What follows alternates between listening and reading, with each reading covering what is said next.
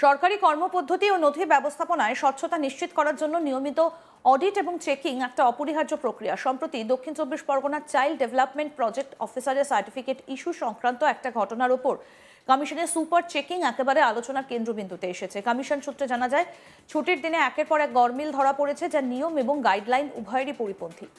প্রথমে দেখা যায় যে ছুটির দিনেও চাইল্ড ডেভেলপমেন্ট প্রজেক্ট অফিসারের অফিসিয়াল কার্যক্রম অব্যাহত ছিল। দক্ষিণ চব্বিশ পরগনার ছুটির দিনে মোট 1300 সার্টিফিকেট ইস্যু করা হয়েছে, যা প্রাথমিকভাবে স্বাভাবিক মনে হলেও গভীরে গেলে নানা প্রশ্ন উঠে আসে।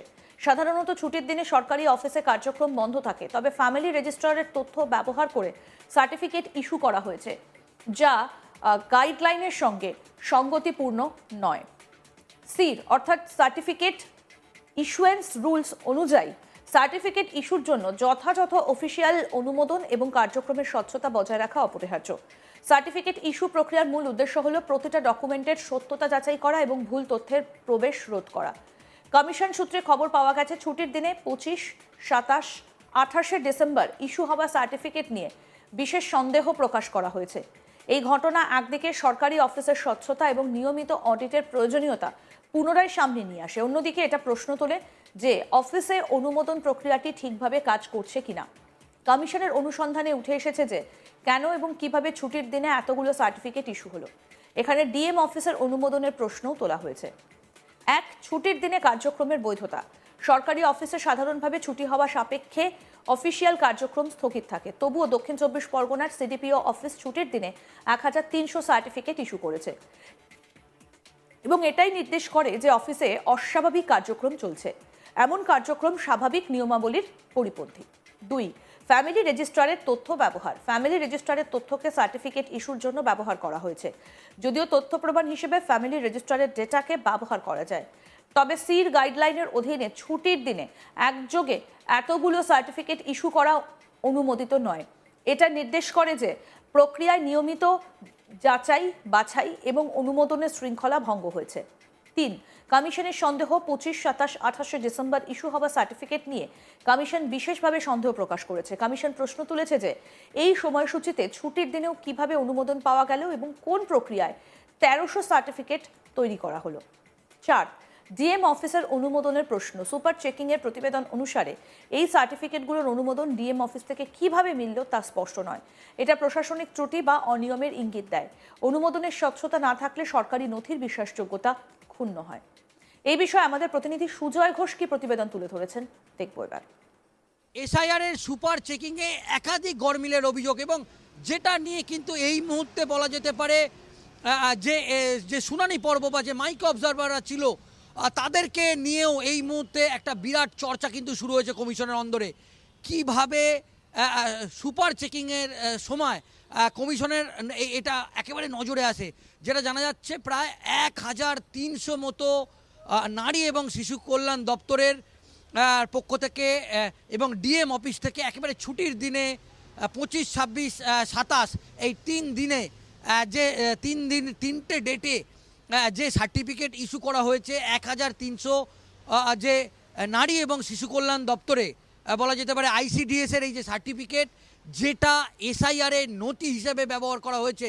কমিশনের যেটা বক্তব্য যে যখন এই 2 থেকে 3 দিন যেটা সরকারের খাতায় কলমে ছুটি, সেখানে কিভাবে এই সার্টিফিকেট ইস্যু হলো এবং সেই সার্টিফিকেট একেবারে এসআইআর-এর যে শুনানি পর্বের সেই শুনানি পর্বের নথি হিসাবে দেয়া হয়েছে, এবং যেটা নিয়ে এই মুহূর্তে কমিশন তারা কিন্তু একটা তদন্ত কমিটিও তৈরি করেছে, এবং এটা জানা যাচ্ছে যে মাইক অবজারভাররা এবং যে ইআরওরা এটা পাস করেছে তার বিরুদ্ধেও কড়া ব্যবস্থা নেওয়া হবে।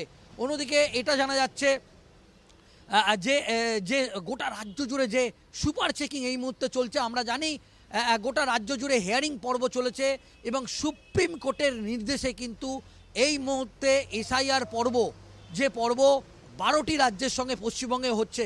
কিন্তু যেটা দেখা যাচ্ছে যে পশ্চিমবঙ্গে একের পর এক এই ধরনের বড় সমস্যা বা বড় দেখা যাচ্ছে যে ডকুমেন্ট তারা দিচ্ছে সেই ডকুমেন্টে একটা ব্যাপক গরমিল দেখা যাচ্ছে, এবং যেটা নিয়ে কমিশন কিন্তু একেবারে তাদের যেটা বক্তব্য যে তারা যে সুপার চেকিং করছে সেই সুপার চেকিং তারা ধীর গতিতেই করছে এবং কমিশন সূত্রে এটাও জানা যাচ্ছে যে এখনও পর্যন্ত প্রায় 60 লক্ষ এরকম নথি আছে যেটা কমিশন এখনও পর্যন্ত সুপার চেকিং বা কোনো চেকিংই তারা করতে পারেনি।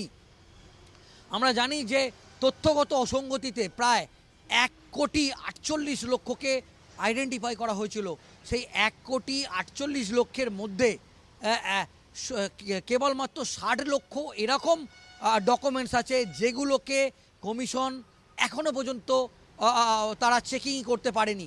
আমরা জানি যে সুপ্রিম কোর্টের নির্দেশে হাইকোর্টের প্রধান বিচারপতি সুজয় পালের নেতৃত্বে আমরা দেখলাম যে তার চেম্বারে দফায় দফায় বৈঠক করছেন মুখ্য সচিব, স্বরাষ্ট্র সচিব এবং সুব্রত গুপ্ত, সিও মনোজ আগরওয়াল। তারা এই মুহূর্তে যে এসআইআরের যে পরবর্তী ধাপ আমরা জানি যে ইআরওদের ইতিমধ্যেই সরিয়ে দেওয়া হয়েছে এবং এই মুহূর্তে এই সুপার চেকিংয়ের কাজ কিন্তু এরপর থেকে করবে জেলা জজ বা বিচারকরা।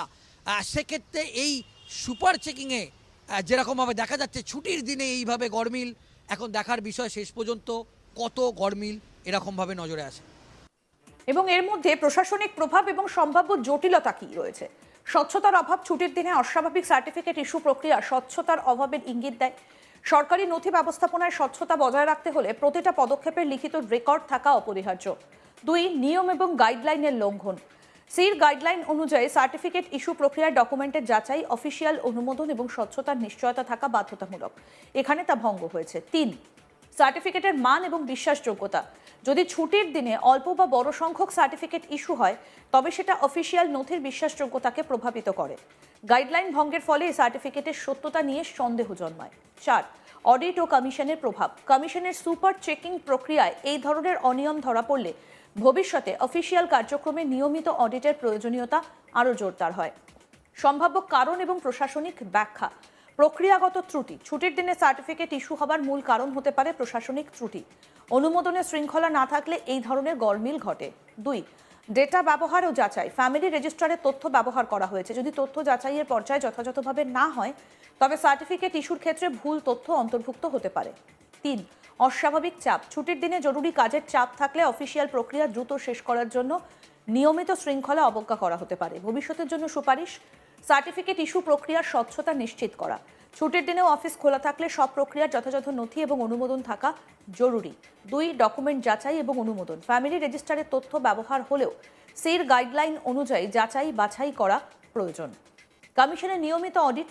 ভবিষ্যতে এই ধরনের অনিয়ম রোধ করতে কমিশনের নিয়মিত অডিট এবং সুপার চেকিং অপরিহার্য।